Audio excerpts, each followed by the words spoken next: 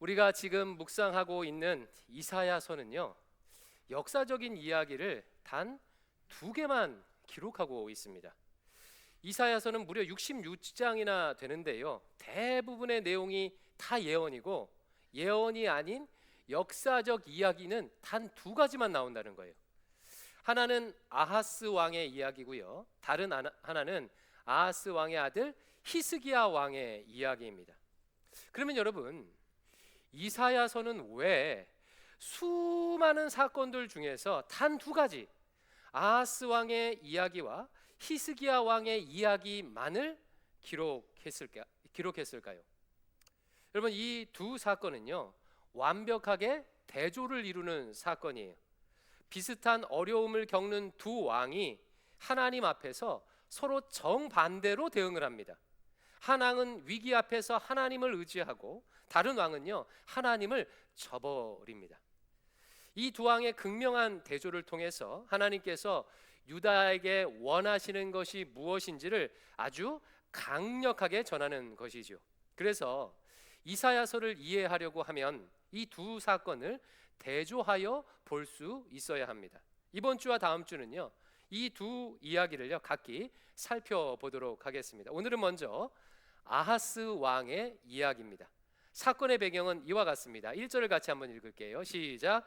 우시아의 손자요 요담의 아들인 유다의 아하스 왕 때에 아람의 르신 왕과 르말리아의 아들 이스라엘의 베가 왕이 올라와서 예루살렘을 쳤으나 능히 이기지 못하니라. 남유다 아하스 왕 때에 아람 왕 르신과 북이스라엘 베가 왕이 남유다를 공격했다는 거예요.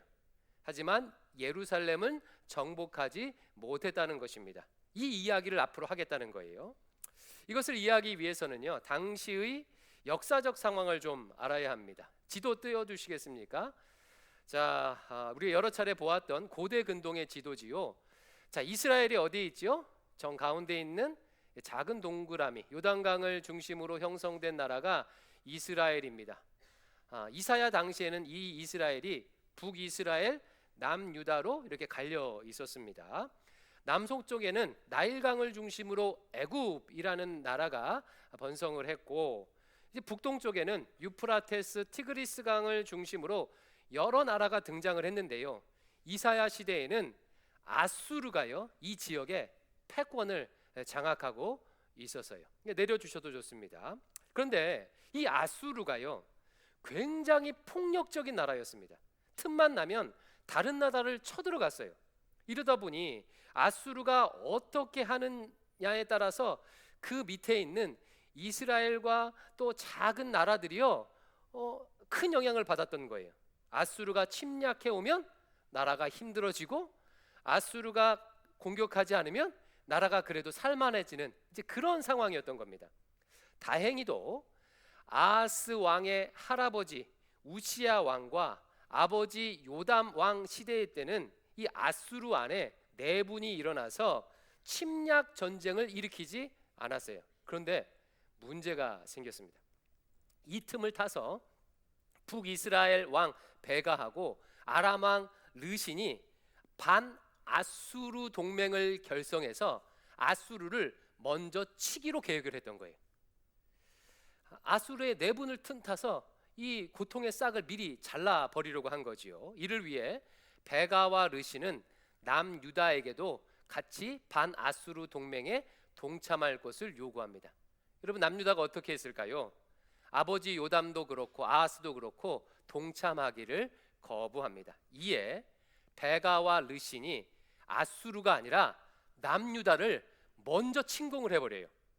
자신들이 나중에 아수르를 공격할 때 그 틈을 타서 후방에 있던 남유다가 자신들을 공격해 오면 큰 낭패를 당할 수 있기 때문이지요. 그래서 아하스의 아버지 요담 말기부터는 이 베라와 르신이 남유다를 지속적으로 공격을 했고, 아하스 시절에는요, 아주 전면적으로 대규모 공격을 한 거예요. 바로 이런 상황에서 벌어지는 이야기입니다. 2절 말씀 같이 읽어볼게요. 2절 시작.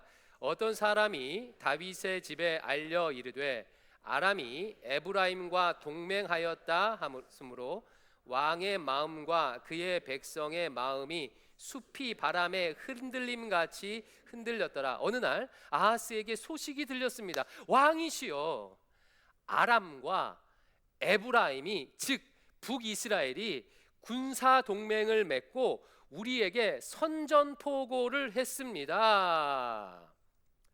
여러분, 남유다가요 아람 혼자서만 공격을 해도 버티기가 쉽지 않습니다. 그런데 북이스라엘이 함께 지금 쳐들어온다는 거예요. 북이스라엘은 군사력이 남유다보다 적어도 2배, 3배까지 강력한 나라였어요. 더욱이 북이스라엘과는 국경을 맞대고 있었습니다. 이렇게 근거리에서 나보다 몇 배로 강력한 연합군이 쳐들어온다면 이 방어하기 어렵겠죠. 이에 아하스의 마음이 숲이 바람에 흔들리는 것 같이 흔들렸대요. 그럼 무슨 뜻이지요? 두려움에 사로잡혀서 벌벌 떨게 되었다, 이런 말입니다. 여러분도 이런 경험을 해보신 적이 있으시지요? 나의 힘으로는 도저히 감당할 수 없는 어려움을 만나게 되면 두려움과 불안에 사로잡혀서요 마음이 벌벌 떨립니다. 이제 큰일 났다, 망하게 됐다, 이제까지 쌓아왔던 것들이 하루아침에 다 무너지게 되었다. 그런데 여러분, 아하스에게 이 두려움은요 하나님의 메가폰이었습니다. 다시 말하면 하나님께서 아하스를 돌이키시려고 그를 크게 부르시는 하나님의 음성이었다는 거예요. 당시 아하스는요 하나님을 완전히 저버리고 우상 숭배를 하고 있었습니다. 그가 어느 정도 우상 숭배를 했는지 역대기에 잘 나오는데 28장 2절에서 4절이 이렇게 말해요. 제가 읽어볼게요. 아하스가 이스라엘의 왕들의 길로 행하여 바알들의 우상을 부어 만들고 또 흰놈의 아들 골장에서 분향하고 여호와께서 이스라엘 자손 앞에서 쫓아내신 이방 사람들의 가증한 일을 본받아 그의 자녀들을 불사르고 또 산당과 작은 산 위와 모든 푸른 나무 아래에서 제사드리며 우상에게 제사드리며 분향하니라. 바알 신상을 만들어서 바알을 섬겼대요. 또한 전국의 산당, 큰 산, 작은 산, 푸른 나무 가릴 것 없이 전국적으로 우상 제단 만들어 우상 숭배했대요. 심지어는요 자기 자녀를 불살라 바치는 인신 제사까지 드렸답니다. 한 명도 아니고요 자녀들을요, 자녀들을.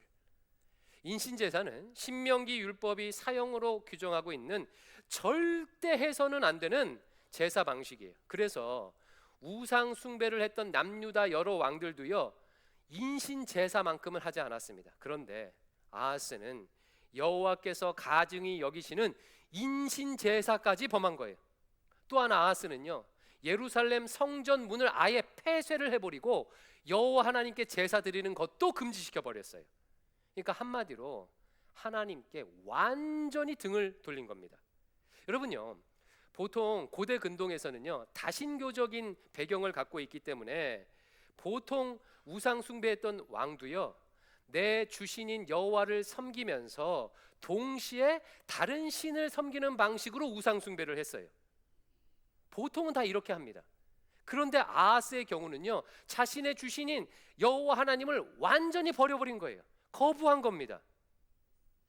여러분, 왜 아하스는요 왜 이 정도까지 하나님을 대적했을까요? 학자들은 이렇게 추측을 해요. 아하스가 할아버지 우시야와 아버지 요담의 인생을 보면서 하나님께 아주 크게 실망했을 것이라고 생각을 합니다. 아하스의 할아버지 우시야는요 하나님을 아주 신실하게 섬긴 성경에서 칭찬받는 왕이었습니다. 그런데 인생의 말년에 안타까운 일을 겪어요. 우시야가 성전에 들어가서 제사장만 할 수 있는 분향을 하다가 하나님께 징계를 받습니다. 한센병이 걸려서, 나병에 걸려서 4년 동안 격리된 채로 살다가 쓸쓸하게 죽음을 맞이해요. 아버지 요담의 경우도 비슷해요. 요담 역시 완벽하지는 않았지만 성경이 칭찬하고 있는 아주 신실한 왕이었어요. 그러나 요담은 아버지 우시아의 일로 인해서 평생 동안요 한 번도 성전에 들어가지도 않았습니다. 또한 통치 후반기에는 아까 설명했던 것과 같이 북이스라엘과 아람의 지속적인 공격을 받았어요. 아하스는 이런 할아버지와 아버지를 보면서 하나님께 크게 실망했을 것이라 학자들은 추측하는 거예요. 아니, 할아버지가 평생 하나님을 신실하게 섬겼는데 사람들이 저주하고 싫어하는 한 센 병에 걸려 비참하게 죽는다고? 여호와 하나님이 정말 살아계신 게 맞아? 아니, 왕이 하나님을 두려워해서 성전에도 들어가지 못한다면 저 예루살렘 성전은 무슨 필요가 있는가? 하나님께 충성했는데 적들의 공격을 받아서 나라가 위험에 빠진다고? 하나님은 도대체 무엇을 하고 있는가? 아하스는 할아버지 우시아와 아버지 요담의 모습을 보면서 여호와 신앙에 아주 깊은 회의를 느꼈던 것입니다. 이런 일은 우리 시대에도 적지 않게 있지요. 열심히 신앙생활하는 부모님이 고난을 당하는 모습을 보게 되면 자녀들이요 하나님께 실망해서 믿음을 떠나는 경우가 종종 있습니다. 제가 아는 한 목사님으로부터 이런 이야기를 들은 적이 있습니다. 그분의 아버지 역시 목사님이셨고요. 그 아버지는 전라북도 전주에서 이 목회를 하셨대요. 어려운 교회에 부임을 해서 약 20년 정도를 정말 죽도록 고생하며 교회를 섬기셨답니다. 20년 동안 거의 하루도 빠지지 않고 새벽기도 설교하시고 교인들 신방하고 틈만 나면 동네 전도를 하신 자식이 봐도 존경할 만한 훌륭한 목사님이셨대요. 교회도 아버지가 목회하신 이후에 수백 명이 모이는 교회로 이 성장을 했답니다. 그런데 어느 날 이 아버지 목사님께서 중풍병에 걸리는 안타까운 일이 생긴 거예요. 몸이 점점 더 굳어지고요. 이 팔다리가 흔들리고 목소리마저 심하게 떨려서 이 설교조차 하기 힘든 지경에 이르렀습니다. 그런데 문제는 목사님이 몸이 아파서 사역을 제대로 감당할 수 없게 되자 교회에서 이 목사님을요 쫓아내다시피 하며 이 강제 은퇴를 시킨 거예요. 또 후임이 부담이 될 수 있으니까 더 이상 교회에 나오지 말라고 그렇게 했답니다. 노후 보장도 안 되어 있고 병원비도 감당하기 어렵고 변변한 집도 없는 상태에서 이 얼마 안 되는 퇴직금만 받고 그야말로 이 교회에서 쫓겨나다시피 한 거예요. 결국 몇 년 뒤에 아버지 목사님은 중풍병이 심해져서 소천을 하셨다고 합니다. 이 일이 이 가족들에게 아주 큰 시험거리가 됐습니다. 제게 이 이야기를 해준 동료 목사님의 이 남동생의 경우는 이 일로 너무 충격을 받아서요 교회를 떠나갔대요. 하나님께서 살아계시다면 평생 하나님께 충성하며 교회를 섬긴 아버지에게 어떻게 이러실 수가 있는가? 중풍이 든 것도 너무나도 억울하고 화가 나는데 어떻게 20년을 섬긴 교회에서 버림받을 수가 있는가? 나는 이런 하나님 신뢰할 수 없다. 이런 교회에 다닐 수 없다라고 하면서 교회를 떠났다고 합니다. 이분의 사연은 다소 극단적인 경우일 수 있겠지만 정도만 다를 뿐 비슷한 상황을 겪는 분들이 있습니다. 부모님이나 가족이 열심히 신앙생활하는데도 불구하고 고난을 겪는 모습을 보게 되면요 신앙에 회의를 느끼는 경우들이 있죠. 아하스 역시 큰 시험에 빠져서 하나님을 등지고 멀리 도망갔던 것입니다. 그렇다면 여러분, 하나님께서 이런 아하스를 그냥 놔두셨을까요? 오늘 본문 이사야 7장 말씀은요 그렇지 않다고 아주 강력하게 말하는 거예요. 하나님은 자신에게 실망하여 떠난 아하스를 돌이키기 위해서 그에게 아주 강력한 구원의 손길을 내미셨습니다. 이 이야기가 7장에 아주 강력히 담겨 있어요. 그래서 오늘 본문을 보게 되면 7장을 보게 되면요 아니 하나님께서 아하스를 돌이키기 위해 이렇게까지 하신다고? 라는 생각이 들 정도예요. 여러분 먼저 3절 한번 읽어볼게요. 3절 시작. 그때에 여호와께서 이사야에게 이르시되 너는 와 내 아들 스알 야숲은 뒷못 수도 끝 세탁자의 밭 큰 길에 나아가서 아하스를 만나. 하나님께서 이사야에게 아하스를 만나라고 하시죠. 근데 그게 언제입니까? 그때예래요. 그때예. 여러분 그때가 언제죠? 바로 앞절을 받는 거죠. 아하스의 마음이 숲이 바람에 흔들리는 것처럼 흔들릴 때입니다. 왜 하필 이때 하나님은 이사야를 그에게 보냈을까요? 바로 이때가 아하스가 하나님께 마음을 열 수 있는 타이밍이기 때문입니다. 인간은요 스스로 감당할 수 없는 어려움을 만나게 되면요 지푸라기라도 잡으려고 해요. 무신론자라도 신을 찾습니다. 하나님 도와주세요. 그래서 고난은 하나님의 메가폰이다 라는 유명한 말이 있지 않습니까?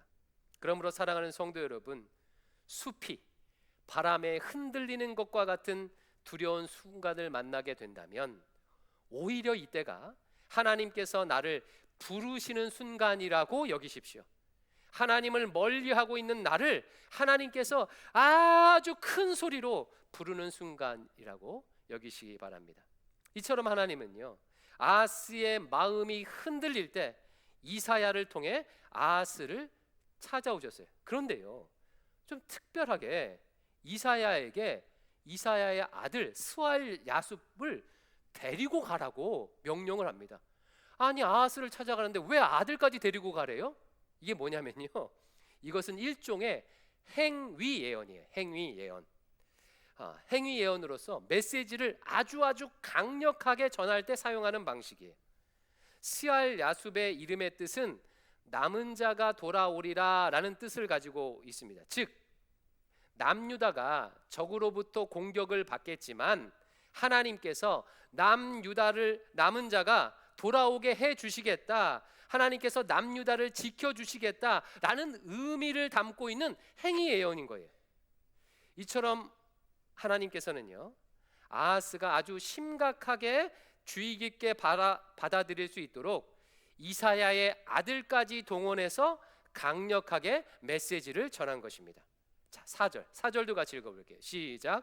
그에게 이르기를 너는 삼가하며 조용히 하라. 르신과 아람과 르말리아의 아들이 심히 노할지라도 이들은 연기나는 두 부지깽이 그루터기에 불과하니 두려워하지 말며 낙심하지 말라. 너 아하스야 삼가며 조용히 해라. 무슨 뜻이겠습니까? 아하스야 너는 그저 가만히 있어라. 조용히 가만히 있기만 해라. 뭐 하지 않아도 된다. 그러면 내가 너를 공격한 르신과 베가를 연기나는 부지깽이처럼 만들어 줄게 라고 약속하는 겁니다. 여러분 너무나도 우리가 듣고 싶은 메시지 아닙니까? 아무것도 할 필요 없어. 너는 잠잠히 있어. 내가 너의 하나님됨을 할지어다. 내가 다 해줄게. 하나님께서는 이렇게 아하스에게 강력하게 호의를 베푸셨어요. 이후에도 계속해서 하나님의 약속이요 놀라운 약속이 줄줄이 선포되는데 시간 관계상 두 가지만 더 볼게요. 자 5절부터 7절 제가 읽습니다.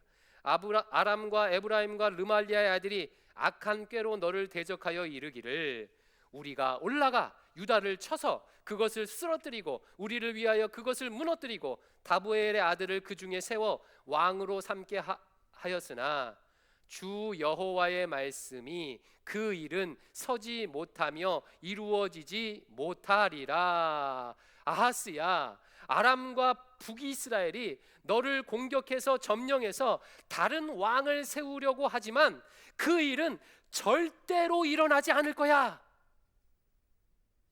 하나님께서는요 아하스가 가장 두려워하는 부분을 꼭 집어서 말씀하시는 거예요. 네 왕위가 견고할 것이다 라고 지금 안심시켜 주는 것입니다. 하나님의 약속은요 여기에 그치지 않아요.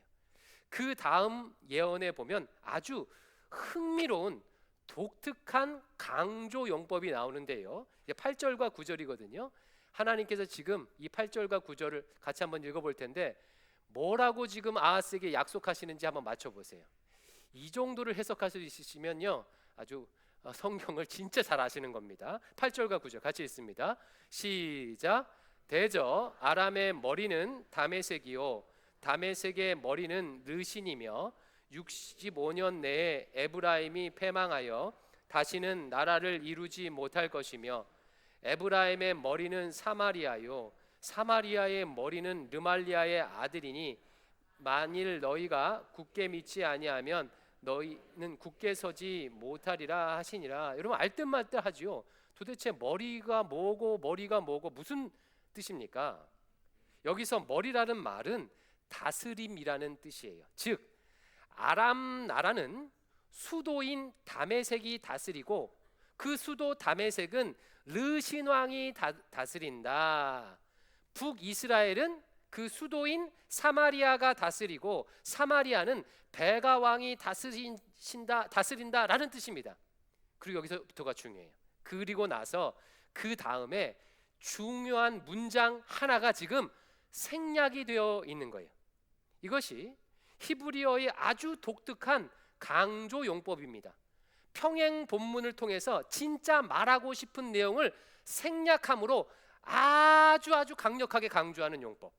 자, 그러면 여러분 이 문장에서 이 구절에서 무엇이 어떤 문장이 생략되어 있을까요? 한번 생각해 보세요. 자, 아하스야 아람은 르신 왕이 다스린다. 북이스라엘은 베가 왕이 다스린다. 여러분 그 다음에는 그러면 뭐가 나와야 될까요? 남유다. 너희의 남유다는 누가 다스린다? 나 여호와 하나님이 다스린다라는 말이 생략되어 있는 겁니다. 유다는 하나님께서 다스리신다. 내가 다스리신다라고 하면서 그러니 걱정 말고 나를 믿어라라고 지금 강조하고 있는 거예요. 여러분 하나님의 메시지가 놀랍지 않습니까? 구약 성경을 좀 아시는 분들은요 이 부분을 읽으면서 놀랄 수밖에 없어요. 여러 가지 강조 용법이 아하스를 향한 예언 안에 지금 다 동원이 되고 있어요. 행위 예언, 생략을 통한 강조, 아무것도 하지 말고 가만히 있어라. 내가 다 해결해 줄게. 시간 관계상 다 보지 않았는데 뒤에 보면요. 그 이후의 구절에 보면요. 하나님께서 또 이렇게도 말씀하셔요. 하나님이 함께 하신다는 임마누엘의 약속까지 주십니다. 여러분 이상하지 않습니까? 하나님을 떠나서 지금 하나님을 떠나서 온갖 악을 행하면서 우상 숭배하는 아하스를 하나님께서 벌하셔도 모자랄 판에 아하스에게 할 수 있는 온갖 약속을 다 하시면서 지금 하나님께서 손을 내밀고 계시는 거예요. 여러분 왜 하나님께서 이렇게까지 아하스에게 하시는 걸까요?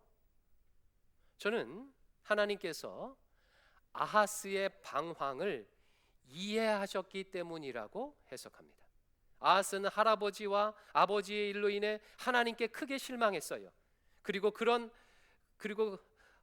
하나님을 떠나서 우상을 숭배하며 자기 마음 내키는 대로 살았습니다.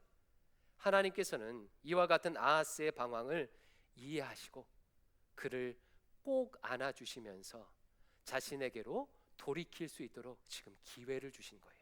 사랑하는 아하스야, 너의 실망을 내가 안단다. 너의 방황을 이해한다. 너는 나를 버려도 나는 너를 포기하지 않을 것이란다. 내가 너와 함께하며 너를 보호하고 너를 지킬 것이란다. 그러니 이제 그 실망을 버리고 의심을 버리고 나를 의지하렴이라고 하시면서 아하스에게 구원의 손길을 내미시는 것입니다. 사랑하는 성도 여러분, 혹시 하나님께 너무 섭섭한 일이 있어서 하나님과 마음이 멀어져 있는 분 계십니까? 아하스 정도까지는 아니더라도 하나님에 대한 실망 때문에 가까스로 예배만 간신히 드리며 일상에서는 하나님을 안 찾은 지 오래된 분 계십니까? 사랑하는 성도 여러분, 그럼에도 불구하고 우리 하나님께서 여전히 성도님과 함께 계십니다. 여전히 보호하시고 여전히 지키시며 여전히 동행하고 계십니다. 그러니 그 실망, 섭섭함을 푸시고 먼저 내미신 하나님의 손길을 붙드시기를 주의 이름으로 축원합니다. 여러분, 그러면 아하스는 어떻게 했을까요? 아하스는요 이렇게 반응을 했어요.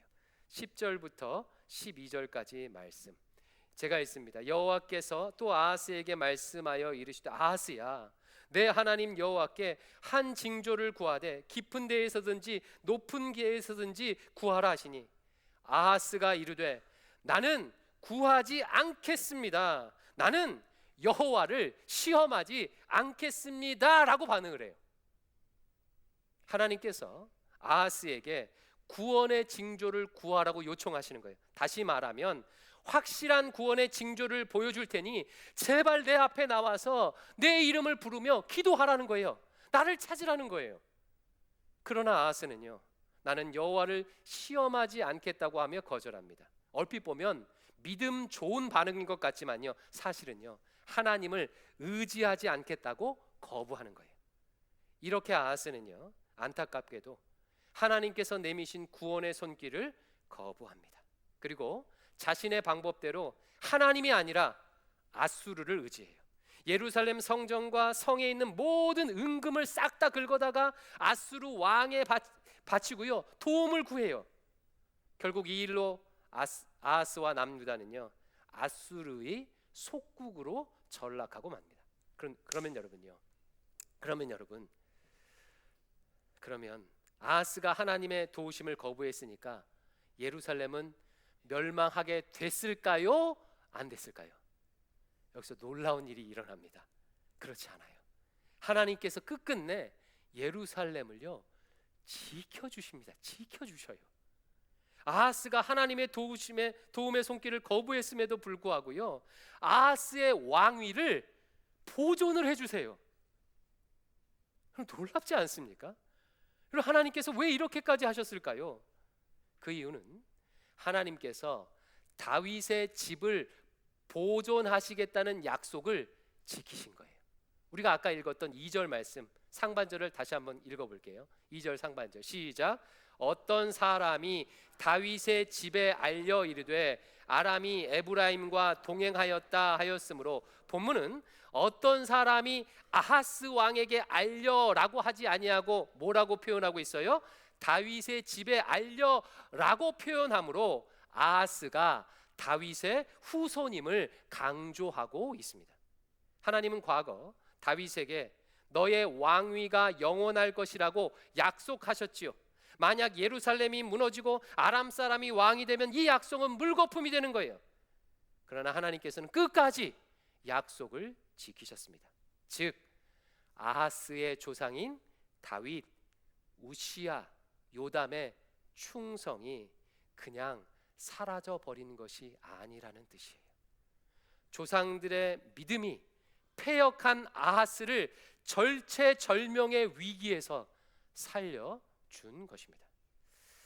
앞에서 말씀드렸던 예화, 자기 아버지의 이야기를 해주셨던 그 목사님께 제가 이렇게 여쭤봤어요. 목사님, 동생분은 크게 실망해서 믿음을 떠날 정도였는데, 교회를 떠날 정도였는데 목사님은 괜찮으세요? 하나님께 섭섭하지 않으세요? 섭섭하지 않긴요. 저도 매우 실망해서 믿음이 흔들렸던 적이 있습니다. 그런데 어느 날 깨달았습니다. 아버지의 헌신과 믿음이 허무하게 고통스럽게 끝난 것이 아니다. 비록 아버지는 고통 속에서 생을 마감했지만 대신 내가 복을 받아서 이렇게 평안하게 목회한다는 것을 깨달았습니다. 교회를 떠난 제 동생도 간혹 이런 말을 합니다. 나는 기도하지 않지만 아버지가 옛날에 기도를 많이 하신 덕분에 내가 이렇게 사는 것 같아. 아마 천국에 계신 아버지는 그것만으로도 충분히 기뻐하지 않으실까 싶습니다. 사랑하는 성도 여러분, 숲이 바람에 흔들리는 것과 같은 두려운 상황을 만나거든 하나님께서 나를 큰 소리로 부르시는 순간이라고 여기십시오. 그리고 하나님의 부르심에 주저하지 말고 나아가시기 바랍니다. 내가 해결할 수 없는 무거운 짐을 지며 힘들어하지 마시고 하나님께 맡기시기 바랍니다. 하나님께서 반드시 모든 두려움을 물리쳐 주시고 기적을 베풀어 주실 것입니다. 또한 혹시 어떤 이유에서든지 하나님께 크게 실망해서 마음이 닫혀 있는 분 계시다면요, 하나님께서 지금도 나와 함께 하시며 내가 돌아오길 기다린다는 사실을 기억하시기 바랍니다. 하나님께서 모든 질문에 대해서 나에게 속 시원하게 대답해 주시지는 않겠지만 여전히 나를 돌보고 계십니다. 그러니 굳은 마음을 풀고 하나님께서 내미신 손을 붙잡으십시오. 아하스처럼 거부하지 마시고 속히 하나님과 화해하시기를 주의 이름으로 축원합니다. 우리 마음을 담아서 함께 찬양할게요. 아침 안개 눈앞 가리듯이라는 찬양이거든요. 나의 약한 믿음이 의심이 쌓일 때에도, 그리고 내가 위기의 순간에 있을 때에도 하나님께서 나를 여전히 붙들어 주시고 인도하신다. 그 하나님께 감사하겠다라는 고백인데요. 함께 우리 찬양하겠습니다.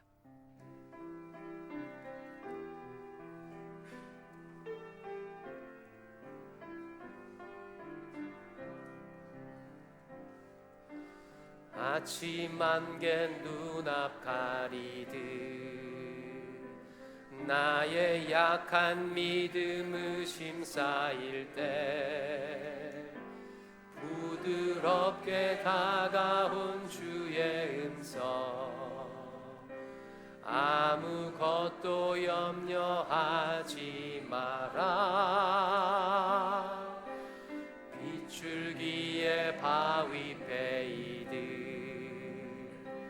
나의 작은 소망 사라져갈 때 고요하게 들리는 주의 음성, 내가 너를 사랑하노라. 외로움과 방황 속에서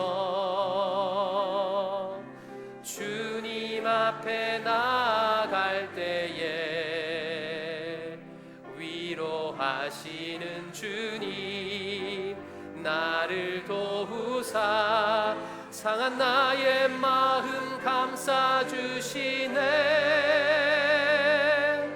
십자가의 보혈로서 주의 크신 사랑 알게 하셨네. 주님께 감사하리라. 언제나 주님께. 우리 처음부터 다시 한번 찬양합니다. 아침 안개 눈앞 가리듯, 아침 안개 눈앞 가리듯 나의 약한 믿음 의심 쌓일 때 부드럽게 다가온 주의 음성, 아무것도 염려하지 마라. 빗줄기에 바위 베이듯 나의 작은 소망 사라져갈 때 고요하게 들리는 주의 음성, 내가 너를 사랑하노라. 외로움과 방황 속에서 주님 앞에 나아갈 때에 위로하시는 주님, 나를 도우사 상한 나의 마음 감싸주시네. 십자가의 보혈로서 주의 크신 사랑 알게 하셨네. 주님께 감사하리라. 언제나 주님께 감사해. 우리 눈을 감고 자신의 목소리로 한번 기도하겠습니다. 사랑하는 성도 여러분, 혹시 여러분 가운데 숲이 바람에 흔들리는 것처럼 내 마음이 사정없이 흔들리는 두려운 상황을 접한 분 계십니까? 오늘 말씀을 붙들고 기도하십시오. 걱정하지 말아라. 염려하지 말아라. 너는 가만히 있어. 내가 너의 하나님됨을 알지어다. 내가 해결해 주겠다라고 말씀하시는 하나님의 음성을 들으시기 바랍니다. 그 하나님께 그 문제 맡겨드리면서 기도하세요. 그 짐 지고 가지 마시고 하나님 주님께 맡겨드리오니 주님 해결해 주시고 인도해 주시옵소서라고 기도하시고, 혹시 여러분 가운데 어떠한 일들로 인해서 하나님께 너무 섭섭하거나 실망해서 마음이 멀어져 있는 분 계십니까? 하나님께서 그 마음 아신다고 합니다. 하나님께서 지금 또 찾아와 주셔서 내가 너를 사랑한다고, 너를 인도하게 하고 있다고, 지켜주고 있다고 말씀하십니다.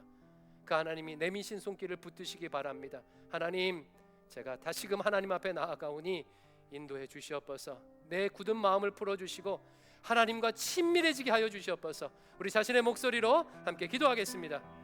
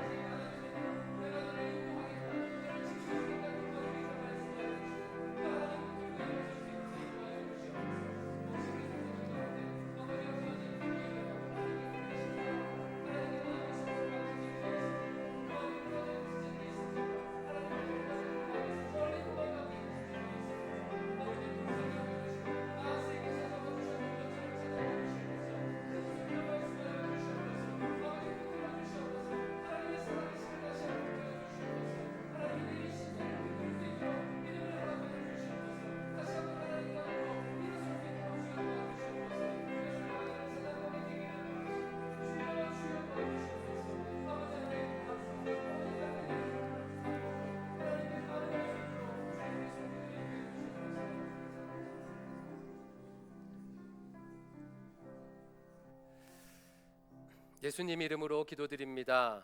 아멘.